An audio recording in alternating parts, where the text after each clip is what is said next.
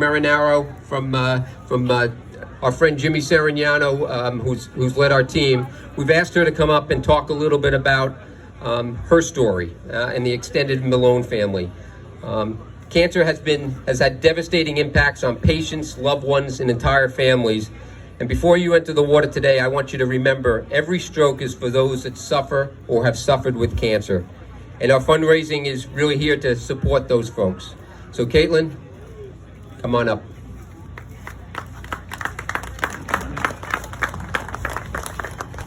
Okay. Morning, everybody. First, I just want to say thank you to Kevin Shine specifically for his kindness over the last year and a half. So Swim Across America was not an organization I can say I saw myself this involved in a year and a half ago. But my family and I have been welcomed in with open arms, and I'm honored to be speaking here. So how did I get involved with Swim Across America? My dad was diagnosed with metastatic melanoma on Super Bowl Sunday of 2020 and passed away on March 19th, 6 weeks later. Those 6 weeks were awful. They were long and short at the same time. They were filled with hope and disappointments. We were in a world that existed long before we were in it, but was still so new to us. New words that were never in our vocabulary before, that we had to learn very quickly and get comfortable with, and we held on tight to the roller coaster that came after a cancer diagnosis. After my dad passed away, I was faced with those ugly thoughts. That it's not fair. Why him? Why our family? Why now? I was confronted with grief that was deeper and more vicious than I ever realized. I tried to hide from grief, to run from it, to fight it, to make friends with it. But the truth is that you can't really do any of those things. You just have to learn to coexist with it. Grief can exist, and so can something good. There can be grief and there can be joy. Contrary to what I had believed prior to this experience, grief does not actually prevent you from living your life. It's just woven into the fabric of it.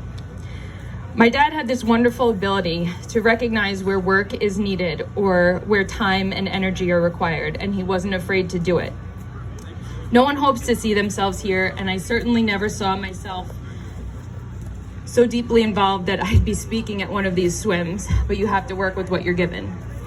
I'm trying to be more intentional with my time, and my dad was great at that. I'm trying to make a point to think, where can my time and energy be used for something good? And I'm not sure it gets much better than Swim Across America.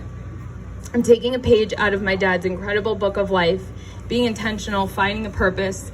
And the truth is, it doesn't really matter how we all got here. What matters is what we're doing while we're here.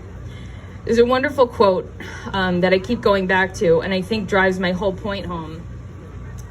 It says, "I cannot do all the good that the world needs, but the world needs all the good I can do." And these small steps, every dollar, every event, every volunteer, the cumulative effect is massive. The cumulative effect is quite literally saving a life.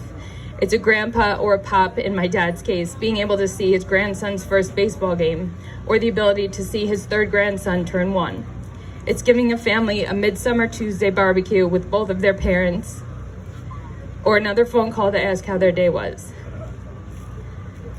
Does bitterness creep up sometimes? Yes. Do I find this all unfair and cruel? Of course. But it's fueling me to stay involved with Swim Across America, to raise more money, to advocate for someone else's dad and family. Because of Swim Across America, there is hope. There are answered prayers and there are miracles.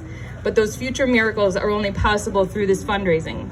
We have brilliant, compassionate doctors who are able to do the work, but they need the funding, and that's why we're all here, swimming, volunteering, kayaking, organizing. It's why we're doing this, and it is very much our purpose. The thing with cancer, I've learned, is that there are a lot of knockdowns, and you can't take it personal. You have to take the hit and keep moving. You have to take another step forward. And the truth is, it's not fair, and it is cruel at times, but there's always that glimmer of hope. Hope that lies in the hands of doctors like the incredibly kind and compassionate Dr. Warner and the unbelievably brilliant Dr. Wolchuk, and we are a part of their team. I can't look back on how I got here or wonder about the what ifs, but I do know that if losing my dad to cancer was me getting knocked down, Swim Across America is me getting back up. And on that note, I hope we all have a safe, strong swim, and thank you very much for inviting me to share my family's story.